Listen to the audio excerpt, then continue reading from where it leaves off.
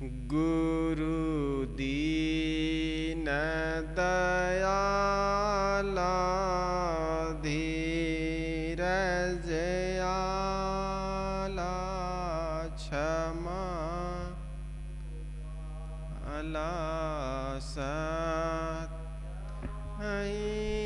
दया को धारण स्वतः विचार भर्म निवारण बोध जहि बंधन तोरी जीवन छोरी कर निज होरी परख दहि बिना वो चरना काज सुधरना तुम्हारी शरणा शांति यही सद्गुरुदेवा दयाद पार करेवा भव सागर निरहं री जग से पारी बोध रूपारी दुखदा रहित वासना मेटी त्रासना हरहु शासना गुण त्याग करंता आसन हंता तंता नहे नागर बंदा गुरुवर देव साज सो विक ज्ञान निधि करन हार भव छेव जान संशय है भरम दीन कृप ज्ञान जहिते सब जालन लखे खानी बानी रुझान कराऊं समन आशक्ति गुरु बंदा सन्मुख पार के शेष धरु हाथ बचन उचारूं बंदगी सत्य प्रेम के साथ साहेब बंदगी साहेब बंदगी साहेब। बीजक प्रवचन माला में आप सबका हार्दिक स्वागत। बीजक महाग्रंथ के शाखी प्रकरण का 198 नंबर की शाखी। हिंदू और मुसलमान की भूल क्या है? कितनो मनावो पाँव परी कितनो मनावो दे, कितनो मनावो पाँव परी कितनो मनावो रोय। हिंदू पूजे देवत तुरुक न काहुक हो। साहिब कहते हैं पांव पड़कर और रोकर चाहे जितना मनाओ, परंतु हिंदू जड़ देवी देवताओं को पूजना नहीं छोड़ते और मुसलमान शून्य में पुकारना नहीं छोड़ते। क्या हिंदू क्या मुसलमान ईश्वर को प्राणी में नहीं देखते, वे जीव को परमात्मा नहीं समझते। वे या तो मिट्टी पत्थर काठ या अष्ट धातुओं की मूर्ति में परमात्मा को देखते हैं या शून्य आकाश में देखते हैं। इसलिए वे देवी देवताओं या ईश्वर को प्रेम समर्पण के लिए बकरा, मुर्गा, सुअर, भेड़, ऊंट, गाय आदि काटते हैं, जो घोर जंगलीपन है। देहधारी प्रत्यक्ष देवता है, उन्हें पत्थर के देवता या शून्य के ईश्वर के नाम पर काट देना कितना घोर अज्ञानता और अपराध है। लेकिन लोग ईश्वर को खुश करने के लिए कोई बलि चढ़ाता है, कोई कुर्बानी देता है। जीवित प्राणियों में जिस व्यक्ति को भगवान नहीं दिखता और जड़ मूर्तियों, जड़ मंदिर और जड़ मस्जिद, बुतखानों में ईश्वर, परमात्मा और खुदा उनको नजर आते हैं। दुनिया में जितने अंधविश्वास हैं उनके मूल में है ईश्वरवाद, खुदा, गॉड, जो भी है अंधविश्वास, इनके मूल में यही सब है। तो साहब कहते हैं पत्थर आदि जड़ की पिंडी ईश्वर नहीं है और न शून्य आकाश ईश्वर है। ईश्वर तो ये मानव है, ये प्राणधारी है, जिनकी पूजा करना चाहिए, इनका सत्कार करना चाहिए। लेकिन खेद है कि आदमी के दिमाग को लकवा मार गया है। वह पत्थर, पेड़, पानी, पहाड़, चांद, सूरज, आग, हवा, आकाश आदि निर्जीव पदार्थों को पूज लेता है। देखो, इंसानों ने सब पर विश्वास किया। एक गाड़ी बस पर बैठता है यात्री तो बस के ड्राइवर पर भी विश्वास करता है और अन्य प्राणियों पर भी विश्वास करता है। कहीं ट्रेन में चलता है, ट्रेन के ड्राइवर पर विश्वास करता है। मिट्टी, पानी, आग, हवा पर विश्वास करता है, सूरज पर विश्वास करता है। लेकिन आदमी को विश्वास नहीं तो केवल अपने आप पर। आदमी को प्राणियों पर विश्वास नहीं। आदमी को प्राणियों में भगवान नजर नहीं आते। वह पत्थर, पेड़, पानी, पहाड़, चांद, सूरज, आग, हवा सभी निर्जीव पदार्थों को पूज लेता है, परंतु सजीव है और असली देवता है उसका तिरस्कार करता है। इतना ही नहीं, निर्जीव के आगे सरजीव की हत्या करता है। कबीर देव कितनी मार्मिक वचन कहते हैं कि इन हिंदू मुसलमानों के सामने चाहे जितना हाथ जोड़कर समझाओ, इनके पैर में पड़कर समझाओ, रो रो कर समझाओ, गिड़गिड़ा कर समझाओ, परंतु ये जड़ देवी देवता पूजना छोड़ते नहीं और ना शून्य में पुकारना छोड़ते हैं, ना काहू होए। वचन में शून्य के लिए व्यंजना है। इसका स्थूल अर्थ है कि मुसलमान किसी के नहीं होते, परंतु भावनार्थ है कि वे ये शून्य में पुकारते हैं। किंतु कबीर देव कहते हैं न पत्थर में परमात्मा है न शून्य में, यह तो सभी प्राणियों में है। अतएव प्राणियों पर दया एवं उससे प्रेम करना ही परमात्मा की भक्ति है। यह आत्मा की शुद्ध होने पर परमात्मा है, जिसके लिए साहेब ने कहा ना, जाघट प्रगट होए, बलिहारी ते घट में जाघट प्रगट होए, है ना। आदमी सब जगह माथा टेकता है, सर झुकाता है। साहब कहते हैं वह बलिहारी है, वह पुरुष पूजनीय है जिन्होंने अपने घट में प्राप्त कर लिया, जिन्होंने अपने घट में जान लिया। वह तो सभी प्राणियों में है। अतएव प्राणियों पर दया एवं उससे प्रेम करना ही परमात्मा की भक्ति या आत्मा की शुद्धि होने पर परमात्मा है। इनके अलावा खोजना भ्रम है।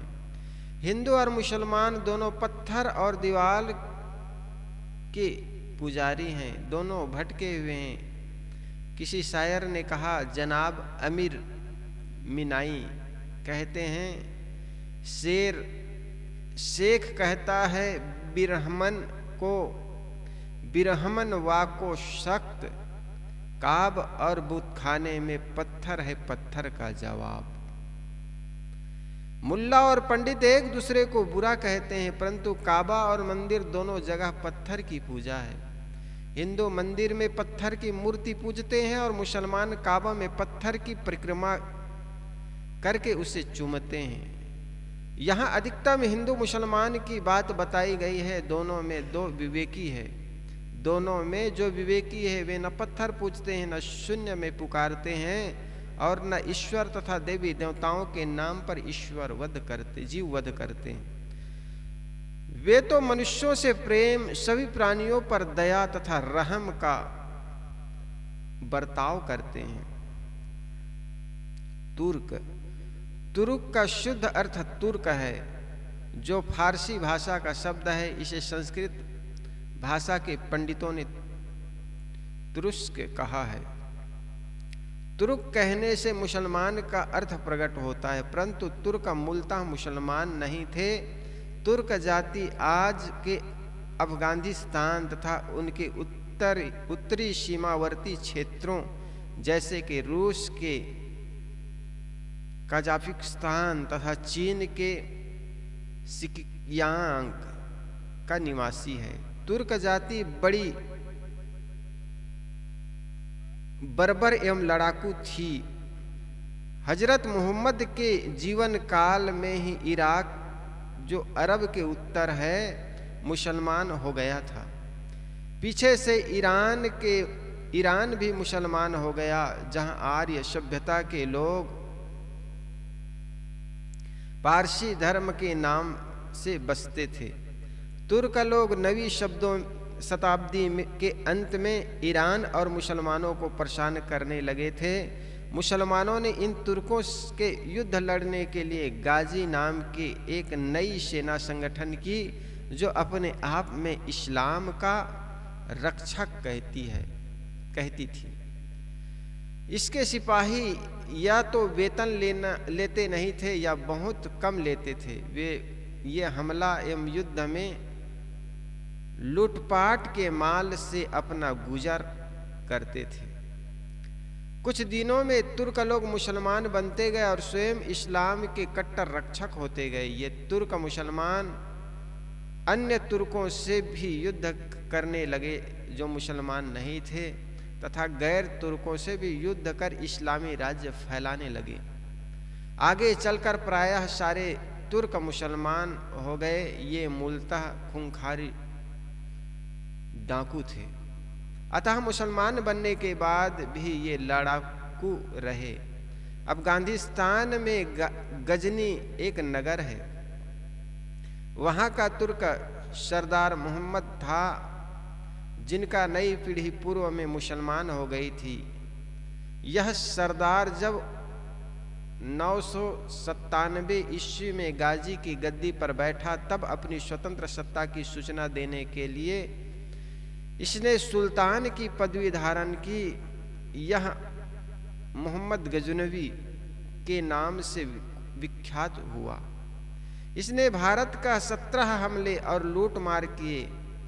इनके अनेक नगर तथा मंदिर लूटने के साथ 1025 ईस्वी में गुजरात के प्रसिद्ध सोमनाथ के मंदिर को लूटा।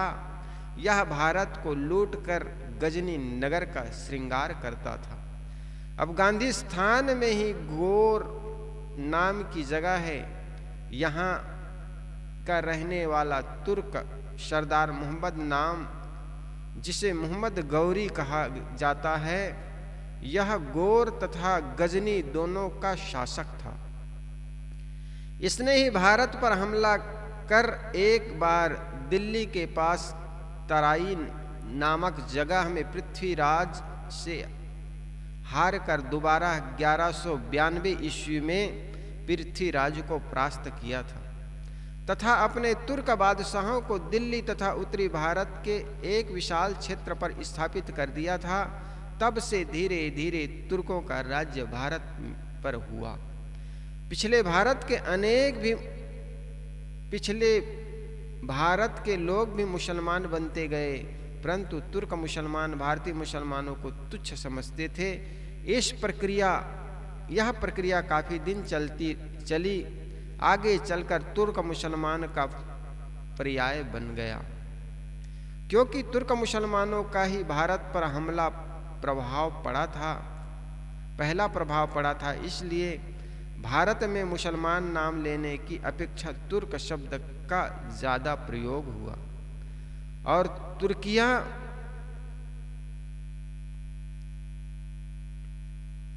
नाई, तुर्किया धोबी, तुर्किया तेली आदि उत्तरी भारत में जब कोई किसी को ज्यादा परेशान करता है, तब लोग कहते हैं कि भाई मुझे तुर्क मत बनाओ। इसी प्रभाव से सद्गुरु कबीर ने भी हिंदू और मुसलमानों को जहाँ युग्म शब्द में उपस्थित करना हुआ है, वहाँ प्रायः हिंदू तुर्क ही कहा है। इस प्रकार साहब यहाँ पर कहते हैं, कितनो मनाऊं पाँव परूं, कितनो मनाऊं रो, हिंदू पूजे देवता तुर्क न काहू होए। इस प्रकार साहब कहते हैं, मैं इनको कितने समझाऊं कि प्राणियों को छोड़ करके जितने भी ईश्वर की खोज कल्पना करते हैं व्यर्थ है। जब मनुष्य की आत्मा शुद्ध हो जाती है, वही आत्मा ही परमात्मा का रूप अपने स्वरूप को पा जाता है, जिसके लिए साहब ने कहा कि मैं उस व्यक्ति की बलिहारी हूं जिन्होंने प्रकट कर लिया उस परमात्मा को। आगे साहब कहते हैं, मनुष्यों के गुणों की विशेषता है, मानुष तेरा गुण बड़ा, मांस न आवे काज, 199 नंबर की साखी। मानुष तेरा गुण बड़ा, मांस न आवे काज, हाड़ न होते आभरण, त्वचा न बाजन बाज। साहब कहते हैं, मनुष्य तेरे दया आदि गुणों ही श्रेष्ठ है, अन्यथा तेरा शरीर व्यर्थ है। न तेरा मांस किसी के काम आता है, न तेरी हड्डी के आभूषण बनते हैं, और न तेरे चाम के बाजे बनकर बजते हैं। मनुष्य की विशेषता उनके उत्तम विचारों एवं सद्गुणों में है। यदि उसने मानवीय विचार एवं मानवीय गुणों का अपने जीवन में विकास नहीं किया तो वह पशु से खराब है। पशु के चाम, हड्डी, मांस, बाल आदि सभी अंग दूसरों के काम में आ जाते हैं। पशु अपने जीवन काल में तथा मर जाने के बाद भी दूसरों की सेवा में लग जाते हैं। पशु अपने स्वाभाविक कर्म को छोड़कर कोई दुष्कर्म नहीं करते, इसलिए उनके जीवन में अन्य कर्म बंधन नहीं बनते। पशु किसी की फसल को यदि चरता है तो पेट भर जाने के बाद चरना छोड़ देता है, परंतु मनुष्य का पेट भर जाने पर भी वह दूसरे के घर में चोरी करता है, जेब काटता है, मिलावटबाजी करता है, घूसखोरी और चोर बाजारी, जमाखोरी, धोखेबाजी आदि सभी अपराध करता है। मनुष्य अपने स्वभाव से बांध नहीं आता है। जिन पशु पक्षियों के जो स्वाभाविक भोजन है वे उन्हें ही ग्रहण करते हैं। जो पशु पक्षी मांसाहारी होते हैं वे ही मांस खाते हैं, अन्य जो शाकाहारी होते हैं वे प्रायः मांस नहीं खाते। मनुष्य ऐसे जानवर है जो शाकाहारी होकर भी मांस खाता है। वह बैल, भैंसा, सुअर, मछली, मेढक, बंदर, सांप, बकरे, भेड़े, मुर्गे आदि सब चट कर जाता है। और इतना ही नहीं, शराब, गांजा, भांग, ताड़ी, तंबाकू, बीड़ी, सिगरेट आदि नाना प्रकार के नशाओं का सेवन करता है। मांसाहारी कह सकते हैं कि हम प्रोटीन खाते हैं, परंतु नशेड़ी क्या कहेंगे? वे तो समस्त तंबाकूरों में निकोटीन नाम का जहर खाते हैं। मनुष्य का आहार जितना खराब है उतना किसी जंतु का नहीं है। अन्य प्राणियों के आहार में स्वाभाविकता एवं संयम होने से वे ज्यादा रोगी नहीं होते, परंतु मनुष्य अपने आहार बिगाड़कर रोगी बना रहता है। हर प्रकार के पशु पक्षियों में उनकी खानियों के अनुसार प्रायः अपने प्राकृतिक नियम होते हैं। उन्हीं के अनुसार वे वार्षिक, छमाही, तिमाही आदि यौन संबंध करते हैं। अधम पशु कुत्ते भी केवल कार्तिक में काम उन्माद में होते हैं, परंतु मनुष्य ऐसा जंतु है कि वह यदि विवेक में काम नहीं लेता तो 12 मास पागल बना रहता है। काम उन्माद में नाना रोगों में ग्रसित होता है। वह मानव में ही है, मानवेतर प्राणियों में ऐसा नहीं होते। मानवेतर प्राणियों में प्राकृतिक संयम होते हैं, वे अपने संयम से कभी गिरते नहीं। जो प्राणी का खान पान जैसा है वे अपनी प्रकृति से गिरता नहीं। इसलिए किसी शायर ने कहा, प्राकृतिक में जो जीता है उसे पशु कहते हैं। प्राकृतिक में जो जीता है उसे पशु कहते हैं। पशु अपनी प्रकृति से नहीं गिरता है। गाय घास खाती है, कुत्ता घास और रोटी दोनों खाते हैं, शेर मांस खाता है, लेकिन मनुष्य एक ऐसा प्राणी है जो घास और मांस दोनों चट कर जाता है। मनुष्य की प्रकृति देखो, वो शुद्ध शाकाहारी है। प्राकृतिक दृष्टिकोण से देखा जाए, मनुष्य की जो दांत है कुत्ते की दांत की तरह तेज नहीं है। इनके दांत भोथवे होते हैं, धार नहीं होते हैं मनुष्य के दांतों में। पशु जो मांसाहारी होते हैं वे जीभ से पानी पीते हैं, लेकिन शाकाहारी जो जानवर होते हैं होंठ से पानी पीते हैं। इसलिए मनुष्य भी शाकाहारी खाड़ियों में आता है। मांसाहारी पशुओं के नाक बड़ी तीव्र होते हैं, वे नाकों से सूंघ करके भी अपने शिकार को जान जाते हैं। लेकिन मनुष्य उतनी तेज उनकी सुगंध शक्ति नहीं होती, नाक की जो शक्ति उतनी तीव्र नहीं होती है। मनुष्य के जो पाचन तंत्र है वो पशुओं के पाचन तंत्र, जो मांसाहारी पाचन तंत्र, प्राणियों के जो पाचन तंत्र है उससे एकदम अलग है। इस प्रकार हम देखते हैं प्राकृतिक तौर पर मनुष्य शुद्ध शाकाहारी है, लेकिन जो मांस खाता है वह अपनी प्रकृति को लांघ जाता है। और यही कारण है कि नाना रोग से भी आदमी ग्रसित होता है। मनुष्य जितना मोहग्रसित है उतना कोई अन्य प्राणी नहीं है। गाय अपने नवजात बछड़े को जन्म देते समय बहुत प्यार करती है। कोई उसको छूने जाए, पकड़ने जाए तो गाय उनको मारने के लिए दौड़ती है। थोड़ा और बड़ा हो जाता है, माँ का मोह, गाय का मोह कम हो जाता है। थोड़ा और बड़ा हो जाता है, किसी के घर में बैल बन गया, वो बछड़ा अब किसके बैल गाड़ी में जाकर नंधा कहाँ रहता है, जरा भी मोह गाय को नहीं होता है।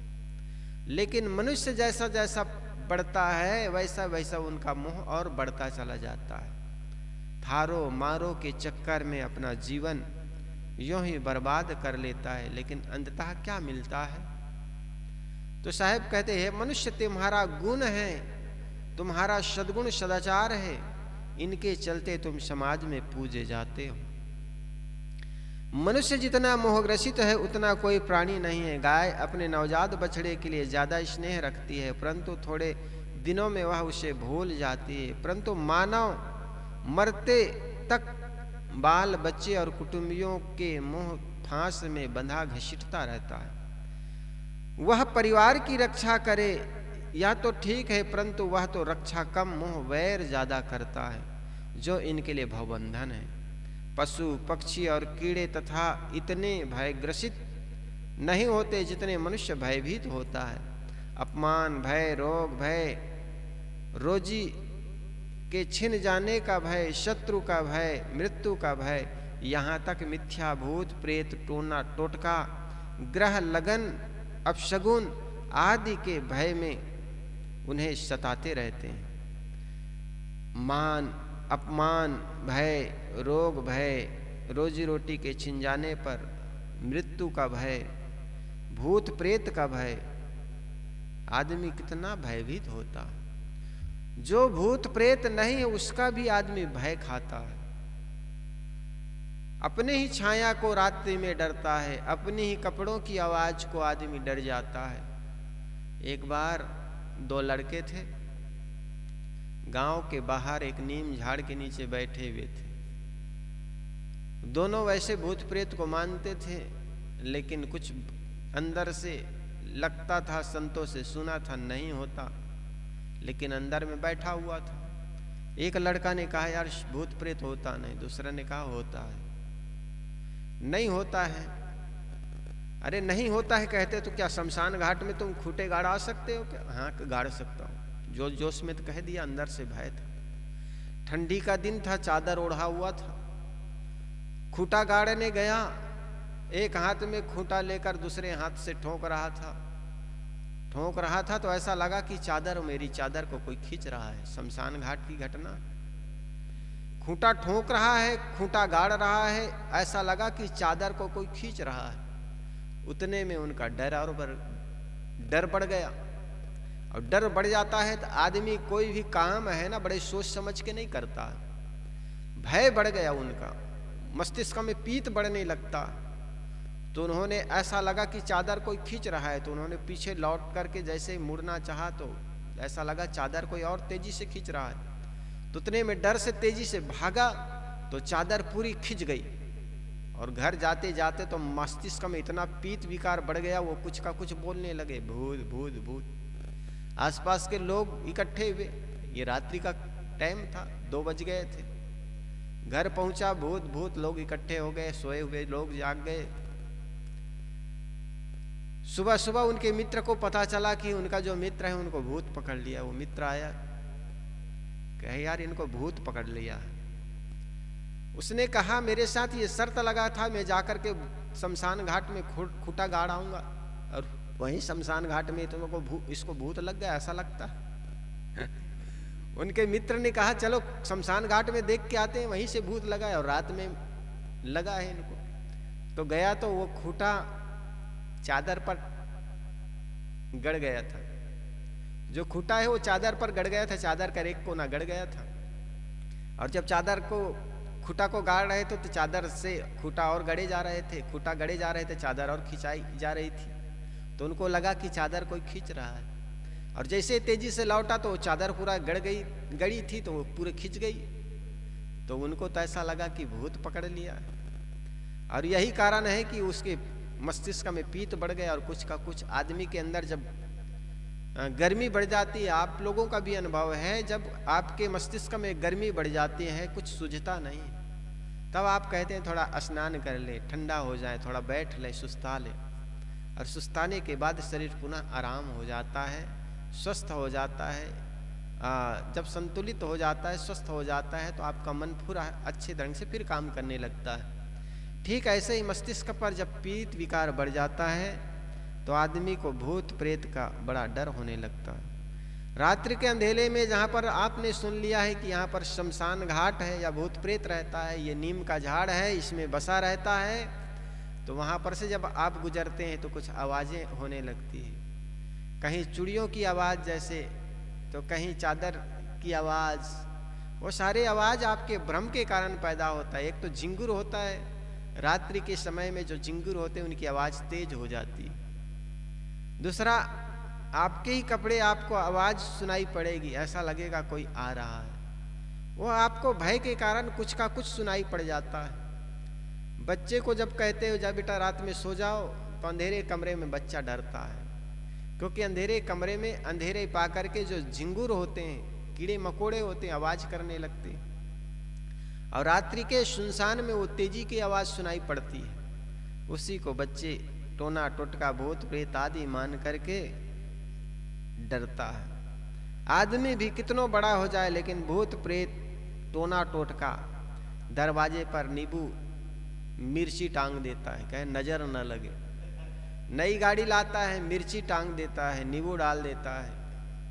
दुकान सुबह सुबह खोलता है, शनिवार के प्रत्येक शनिवार के आजकल नींबू और मिर्ची के रेट बढ़ जाता है। वो आदमी गोद गोद के हर शनिवार के नींबू और मिर्ची बदलने में लगा हुआ है। आदमी अपने व्यवहार को नहीं बदलता है और सोचता है टोना टोटका करने से ये चलेगा। कई बार दरवाजे के सामने पुतला बना करके देखो नींबू कांटे रहते हैं, सड़कों पर नारियल सिंदूर पोता हुआ, अनेक प्रकार के भ्रांतियां लोगों के मन में बस गया है और यही भ्रांतियों के चलते आदमी के अंदर भय बना हुआ है, टोना टोटका। दूसरा ग्रह का लग जाता है आदमी को, शनि ग्रह, मंगल की छाया, अनेक प्रकार की भ्रांतियां लोगों के मन में। अगर शनि ग्रह आकाश में है, वैसे तो मुख्यतः 9 ग्रह माने जाते हैं, 9 ग्रह में एक शनि ग्रह भी है। आदमी को शनि ग्रह अगर किसी एक आदमी पर कैसे आ जाएगा? पूरे भूमंडल पर एक शनि ग्रह है और भूमंडल पर रहने, इस पृथ्वी पर रहने वाले समस्त मनुष्य को शनि नहीं लगता, केवल हिंदू के बच्चे को शनि लग जाता। मंगल की छाया, शनि की माया, क्या क्या लगता है आदमी को। और शगुन अपशकुन कहते हैं, बुधवार, उत्तर दिशा को बुधवार को जाने काल है। लेकिन देखो क्या आज भी रायपुर से हरिद्वार की ओर ट्रेन चलती है, आज भी जयपुर से पंजाब की ओर ट्रेनें चलती हैं, उत्तर की ओर ट्रेनें चलती हैं, लेकिन कभी कभी कोई दुर्घटना घटती, क्या रोज घटती है? लेकिन आदमी तो ऐसा पागल है कि घर से निकलता है, सोचता है आज कौन से दिन है, घर छोड़ने से पहले सोचता है कौन से दिन है, शुभ अशुभ कर्म करूं, कौन से दिन करूं, ये सारे मन में विचार बन करके एकदम पग पग पर डरता रहता है। शकुन अपशकुन आदि के भय में आदमी भयभीत रहता है। शमशान में, कब्र के अंदर भी चींटी, सांप, बिच्छू, छिपकली, चूहे आदि जानवर रहते हैं। शमशान में बैल, गाय, पक्षी आदि अन्य मानवेतर प्राणी रात में भी आनंद से सोते हैं, परंतु मनुष्य रात में अगर चला जाए तो उनको भूत प्रेत दबोच लेता है। चींटी से 1000 गुना भारी मनुष्य, चींटी उसी कब्र में जिसमें मनुष्य को दफनाया गया है, उसी छेद में वो छेद बनाकर रहता है, बिल बनाकर रहता है। और मनुष्य कहीं भूल चूक से भी शमशान के रास्ते से गुजर जाए और पता लग जाए कि ये शमशान घाट है, तो उनको भूत लग जाता है। गाय के बछड़े दिन रात भर उसमें पागुर मारता है, बैठा रहता है बड़े चैन से, उनको कुछ लगता नहीं। और मनुष्य अपने को बड़ा विवेकी मानता है और भी पृथ्वी तल का राजा मानता है, लेकिन भूत प्रेत से डरता। शमशान में पहुंच जाए तो उनको भूत प्रेत दबोच लेता है। अतएव भूत प्रेत, टोना आदि का रोग केवल मानव को ही लगता है, अन्य प्राणियों को नहीं। देखो आदमी कहता है भूत कभी ऊंट बन जाता है, कभी हाथी बन जाता है, कभी बिल्ली बन जाता है। अरे बिल्ली बनने में, हाथी बनने में कितना समय लगता है? हथनी के पेट में हाथी का बच्चा जन्म लेने के पहले कितने महीने रहता है? करीब 1.5 साल ऐसे कुछ है। मनुष्य का बच्चा बनने में 9 महीने लगता है। उसी प्रकार अन्य प्राणी को भी बनने में माँ के गर्भ में, अपनी माँ के गर्भ में महीनों बनता है, बढ़ता है, तब वो उनके प्रसव होता है, फिर धीरे धीरे बढ़ता है। लेकिन आदमी कहता है वो ऊंट जैसे था, बैल जैसे था, हाथी जैसे, सुअर जैसे था, और तत्क्षण बदल गया, वो ठूठ हो गया, फिर वो बिल्ली बन गई, फिर कुत्ता बन गया। अरे इतना तत्क्षण बन जाएगा क्या? लेकिन नहीं, आदमी भ्रमवश ये सब उनको देखने में आता है। अतः भूत प्रेत, टोना आदि सब रोग केवल मानव को ही लगता है, अन्य प्राणियों को नहीं। इस संसार में सबसे अधिक चिंताग्रस्त रोगी असंयत, कामी, क्रोधी, छली, दुर्वैष्णी, धोखाबाज, भयभीत एवं दुखी केवल मनुष्य है। पूरे संसार में देखाइए, दुनिया में जितने भी प्राणी हैं, कोई आदमी को धोखा नहीं देता, लेकिन आदमी सारे धोखा पशुओं को भी देता है और स्वयं को भी देता है। इसलिए कहते हैं दुनिया के जितने भी नशे, व्यसन, असंयम, कामी, क्रोधी, छली, दुर्व्यसनी, धोखाबाज, भयभीत एवं दुखी केवल मनुष्य है। मनुष्य के अलावा प्राणी इतने दुखी, दुर्व्यसनी एवं परेशान नहीं है। परंतु यह ध्यान देने योग्य है कि सिंह आदि हिंसक एवं मांसाहारी जानवर शिक्षा देने से दयालु एवं शाकाहारी नहीं हो सकते। कुत्ते भले ही कार्तिक में उन्माद आदि हो तथा अन्य महीने में स्वाभाविक संयम हो, परंतु वे शिक्षा पाकर आजीवन ब्रह्मचर्य नहीं हो सकते। परंतु मनुष्य जीवन भर के लिए शाकाहारी एवं ब्रह्मचारी हो सकते हैं। मनुष्य इसलिए ज्यादा बिगड़ा एवं दुखी है, क्योंकि जिसमें बनने की संभावनाएं होती है उसमें बिगड़ने की भी संभावनाएं होती है, क्योंकि इसमें अधिक संभावनाएं हैं। मनुष्य दानव से भी देव बन सकता है, मनुष्य नर से नारायण बन जाता है, और यही कारण है कि कई बार नर से शैतान भी बन जाता। नर से आदमी शैतान भी बन जाता है। इसलिए गोस्वामी तुलसीदास जी ने कहा, मनुष्य का जो तन है ये सीढ़ी है, चाहे चढ़ करके तुम स्वर्ग में जा सकते हो। मानुष तन स्वर्ग अपवर्ग निश्चयनी कहा है। ये मनुष्य का तन है, इससे सत्कर्म सदाचार करके आदमी अपने जीवन को सुंदर बना सकता है, और दुर्गुण दुराचार से लिपट करके आदमी अपने जीवन को शैतान बना सकता है। इसलिए कहा, मनुष्य तू महान है। हे मनुष्य, हे मानव, तू महान है। तू चाहे तो मिट्टी को भी तू भगवान बना देता।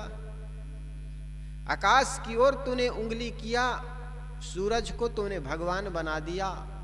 काठ, जिस लकड़ी को तूने पकड़ा, काठ की मूर्ति बना दी और सुंदर मंदिर में प्रतिष्ठा दिलवा दी उस लकड़ी को।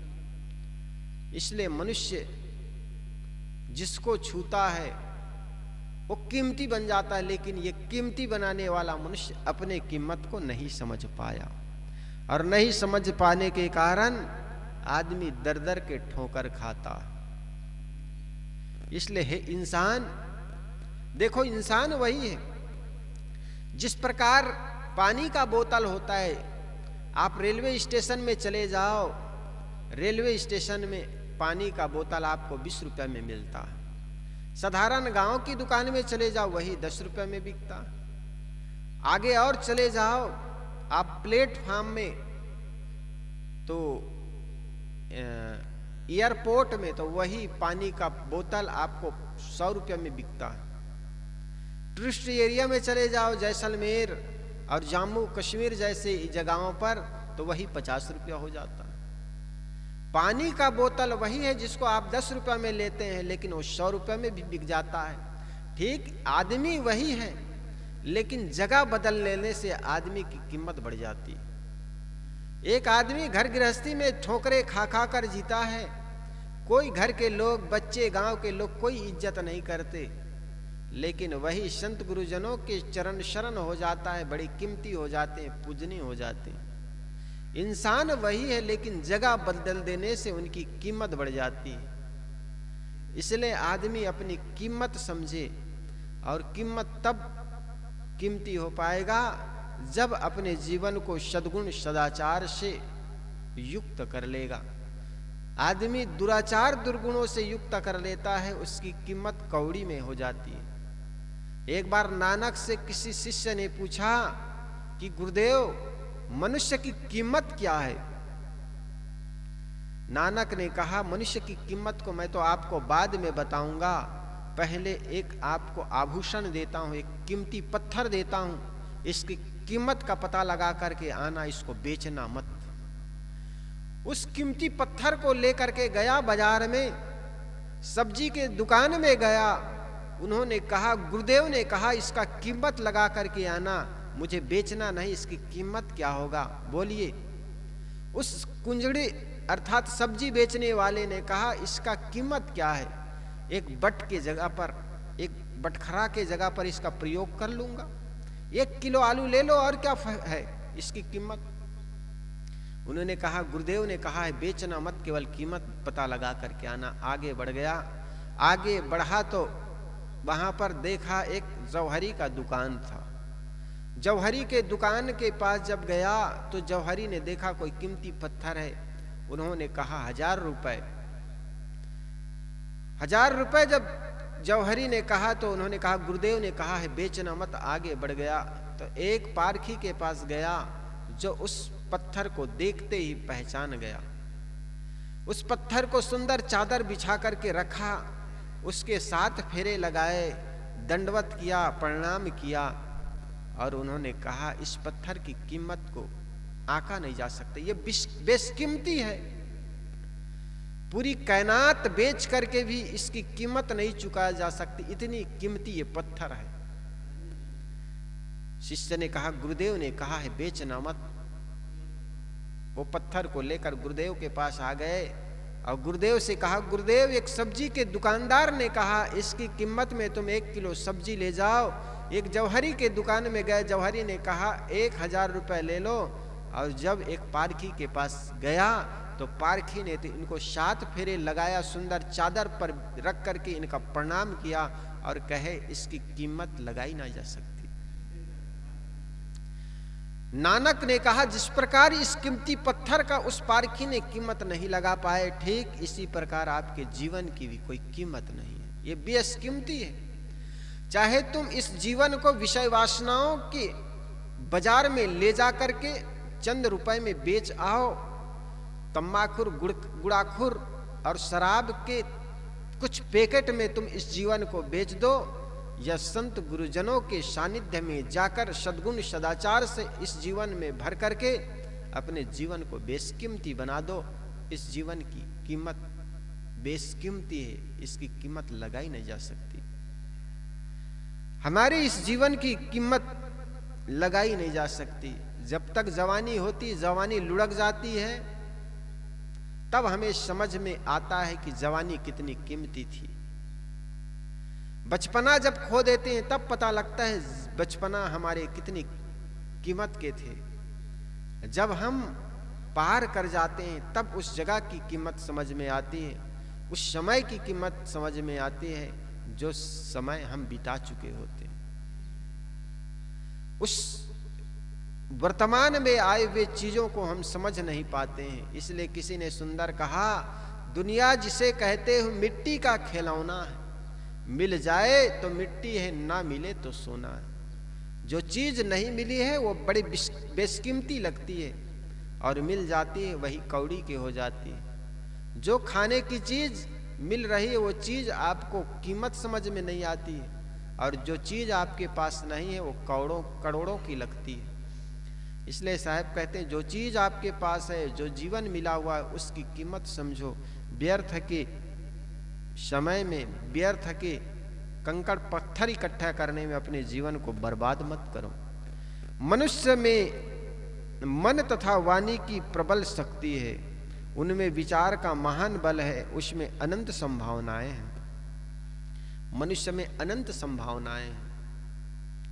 अनंत संभावनाएं इसलिए है क्योंकि संत गुरुजनों के सानिध्य जाकर यही बेकीमत का जीवन कीमतवान हो जाते हैं। और यही कारण तो है, लोग कहते हैं धन्य हो गया हमारा जीवन आपको पाकर, आप हमारे घर में आए, हमारे मन बदल गया, तन बदल गया। कहते हैं ना लोग, गुरुदेव के चरण जब से इस घर पर पड़ा है हमारा जीवन बदल गया, परिवार बदल गया। कल तक तो हम मंदिरा मास से अपने घर को नरक बनाए थे, लेकिन हमारा घर अब स्वर्ग बन गया। तो मनुष्य में अनंत संभावनाएं हैं, किसी के साथ रह करके अपने जीवन को सुंदर बना सकता है और गलत व्यक्तियों के साथ रहकर अपने जीवन को बर्बाद कर सकता है। इसलिए जब वह अच्छी समझ में काम नहीं लेता तब पशुओं से भी नीची दशा में पहुंच जाता है, और यदि वह अपने विचारों का उपयोग करता है तो महान हो जाता है। विचारहीन मानव पशु से भी पतित है, परंतु यदि उसने अपनी विचार शक्ति का संयमक उपयोग किया है तो उनके समान कोई देवता या परमात्मा नहीं है। अतएव मनुष्य को चाहिए कि वह अपने निकम्मे शरीर का अहंकार छोड़कर सुंदर विचारों का उपयोग करे और दया, शील, क्षमा, सत्य, धैर्य, अहिंसा, करुणा, विवेक, वैराग्य, भक्ति आदि सद्गुणों का संवर्धन करे। मनुष्य की विशेषता उनके मानवीय विचारों एवं सद्गुणों में ही है। इस प्रकार साहब कहते, मानुष तेरा गुण बड़ा, मांस न आवे काज, हाड़ न होते आवरण, त्वचा न बाजन बाज। पशुओं के देखो, बकरी के जो चाम है उसको, उससे तबले बनाए जाते हैं, ढोल बजाए जाते हैं, नंगाड़े बजाए जाते हैं। अभी होली आ रही, होली में पशुओं के चाम के नंगाड़े बजते हैं। हाथी के दांत से आभूषण बनते हैं और कहे जाते हैं उल्लू जैसे प्राणियों के भी रक्त और चर्बी से नाना श्रृंगार की चीजें बनाई जाती हैं। लेकिन मनुष्य के सिवाय ज्ञान के और अन्य शरीर कुछ बनता नहीं। इसलिए है मनुष्य, तुम्हारे गुण कर्मों से तुम महान हो सकते हो। अपने गुणों को समझो, अपने विचारों को शुद्ध करो, और जो व्यक्ति अपने विचारों को शुद्ध कर लेता है उसका जीवन संवर जाता है। बोलिए सद्गुरुदेव की जय। वंदनी है गुरुदेव तुमको, वंदनी काल जाल के फंदा, काल जाल के फंदा भारी, कल खाया भेव तुमको, वंदनी वंदनी है गुरुदेव तुमको, वंदनी है गुरुदेव। वेद शास्त्र सब खोजत आरे, वेद शास्त्र सब खोजत हारे, मर्म न जानत के वह तुमको, वंदनी वंदनी है गुरुदेव तुमको, वंदनी है गुरुदेव। समान और को दाता, गुरु समान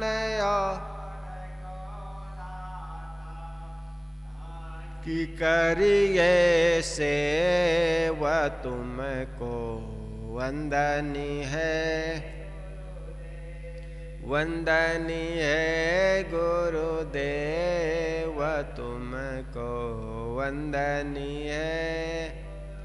साहिब कबीर अभय पद दाता, साहिब कबीर अभय पद दाता, न परख समय व तुमको, पूरन परख समय, वंदनी है गुरुदेव, वंदनी है गुरुदेव तुमको, वंदनी है गुरुदेव। आरती हो गुरु आरती हो, आरती गरीब निवाज साहेब आरती हो, आरती दीन दयाल साहेब आरती हो, ज्ञान आधार विवेक ज्ञान आधार विवेक की बाती, सूरत ते जहाँ जाग साहेब आरती हो, आरती गरीब निवाज साहेब आरती हो। आरती करूं सद्गुरु साहेब की, आरती करूं सद्गुरु साहेब, जहाँ सब संत समाज साहेब आरती हो। आरती गरीब निवाज साहेब आरती हो। दरस परस गुरु चरण, दरस परस गुरु चरण शरण भयो, टूट गया हो यम जाल साहेब आरती हो। आरती गरीब निवाज साहेब हो। साहेब कबीर संतन की कृपा से, साहेब कबीर संत कृपा से बयाओ पर खपर काश साहेब आरती हो। आरती गरीब निवाज साहेब आरती हो। आरती दीन दयाल साहेब आरती हो। दास जान निज आपना विनती सुनिए, विनवत हो कर जोर के गुरु शरणागत तो। काम क्रोध मद लोभ में नित मैं रहूं भुलान, दीन दास प्रभु जान के लीजे बंदी छुड़ा। मम दृष्टि महामलिन है खाने बान के बीच, दया करे गुरु बोधिए मैं हूँ अधम अतने। काल जाल बहु फेर में परिहो निपट गंवार, शरण आय की लाज है साहेब लीजे उबार। मन कर्म गुरु साधु से टूटे नाम मने, लिया दीजिए वरदान सदा अच्छे।